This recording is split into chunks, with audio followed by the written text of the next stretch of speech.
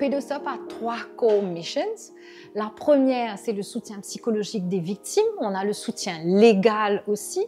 Et on fait de la prévention à tout le monde qui nous demande. Donc, ça peut être une ONG, une école ou même un corporate. On a un groupe d'animatrices qui se déplacent pour expliquer aux enfants comment ils peuvent se protéger. Donc, les bénéficiaires nous appellent et de là, on va les référer en fonction de ce qu'on a écouté et compris de leur cas. On va les référer soit au psychologue, soit à l'avocate et voilà, parfois le psychiatre aussi. Ça dépend de leurs besoins. C'est extrêmement compliqué de comprendre les intrications qu'il y a autour du consentement, non-consentement. Donc, la ligne est encore floue. C'est qui rend encore plus difficile pour les victimes de parler parce que finalement, elles se retrouvent blâmées alors qu'elles sont innocentes, elles ne sont pas en capacité de donner un consentement éclairé à ce qui se passe autour d'elles. Mais on a aussi des victimes qui nous appellent, elles sont adultes aujourd'hui, mais elles ont été victimes dans leur enfance. Donc là, on a moins les symptômes d'explosion, etc. Mais il n'empêche que le trauma est toujours là. Et que 10 ans, 20 ans, 30 ans après, elles souffrent encore des symptômes, des traumatismes. Et c'est pour ça qu'elles se tournent vers nous pour avoir enfin un accompagnement et comprendre. Je suis Corinne Faustin-Thérèse, docteur en psychologie. Donc ça fait 12 ans que j'accompagne, entre autres, des personnes qui ont été victimes d'abus sexuels, des enfants comme des adultes, dans le réseau de Pédostop. Parmi les conséquences, j'ai envie de dire, immédiates, on a l'état de choc, le stress, l'anxiété, le déni, la confusion, l'isolement. Les conséquences peuvent être multiples. Sur du plus long terme, on peut avoir des retards de développement, on peut avoir colère, l'agressivité, des symptômes de stress post-traumatique. Donc les freins pour lesquels quelqu'un ne viendrait pas demander de l'aide, je dirais le manque d'information, déjà. Si l'information n'est pas disponible, on n'y va pas. Ensuite, je dirais les préjugés, la peur d'aller voir un psychologue, de comment ça pourrait se passer, peur d'être jugé, peur de devoir se répéter, peur de ne pas être compris ou comprise. Et en troisième lieu, je dirais aussi le tabou.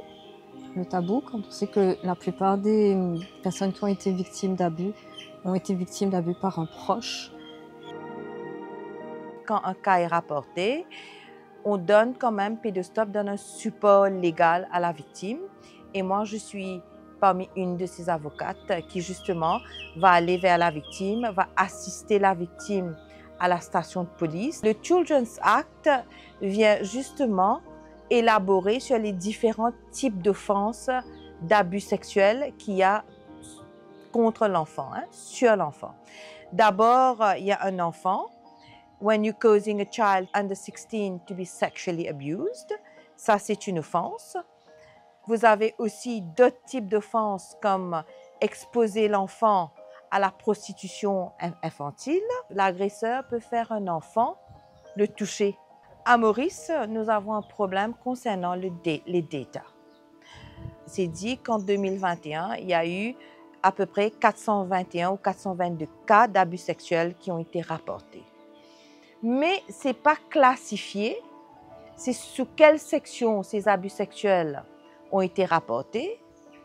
Et aussi, nous n'avons pas de data pour savoir depuis que la victime a parlé, a décidé de briser le silence, après combien de temps est-ce que c'est allé en cours et aussi après combien de temps on a eu un jugement. La réalité, c'est un garçon sur 13 qui est abusé sexuellement et il y a une fille sur 5 qui est abusée sexuellement. Il y a une expression qui dit que justice delayed is justice denied. Dès le départ, quand la victime va à la station de police avec un avocat, l'avocat peut justement aider au recueillement de la parole de l'enfant pour faire en sorte que l'enfant est mis à l'aise, que l'enfant est écouté, que ce que l'enfant est en train de dire, les policiers sont en train d'écrire ça. Depuis 2016, ça est arrivé. Et mon papa dit à une famille, il y a touchement le mot aux enfants.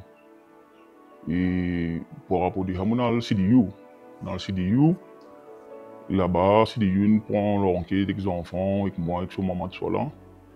Les autres pays disent pas besoin de déposition, la police, station, tout ça là, nous disons aller. Jusqu'à là, mon copain la cour là, depuis 2016, n'arrive 2024.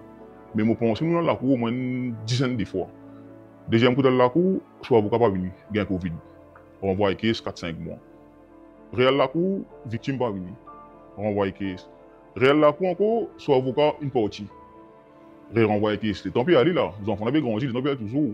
Je passe dans un petit peu. Et dans 6 mois, moi-même là. Comment la cour, justement, notifie qu'elle la cour.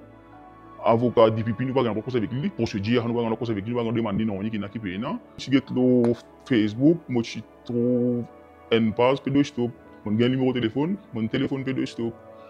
Là madame prend un téléphone, moi puis il dit madame un problème, aux enfants un attouchement. Tout de suite, madame dit moi monsieur, un téléphone le bon numéro là, ben nous pour prendre en considération. Quand on est venu, tu es dans la sécurité, là, tu es dans plusieurs gens, tu es un avocat, tout ça là. Je présente moi, et là, madame là, pose avec moi, je explique lui qu'il y a qui paye, qui est arrivé, comme étant qui peut rouler, etc. Et là, tu es un avocat qui est là, avocat là, pose avec moi, il prend ça là en considération. Il même de motiver psychologue, c'est avant la cour. Avocat qui fait de nos rendez-vous, tu fais moi que motivé venir, avocat là cause avec motivé, mettre lui en confiance. Parce que moi financièrement, moi pas si vous capable payer et psychologue, avocat, tout ça là, c'est difficile pour moi. Il y a beaucoup de cas où justement l'agresseur a été puni, a été trouvé coupable. Et depuis qu'il y a le Children's Court, on voit que les choses vont un peu plus vite en cours et il ne faut pas perdre patience, il faut avoir du courage parce que c'est une lutte et un combat continu. Depuis l'existence de Pédostop, nous avons accueilli, soutenu ou conseillé près de 200 victimes.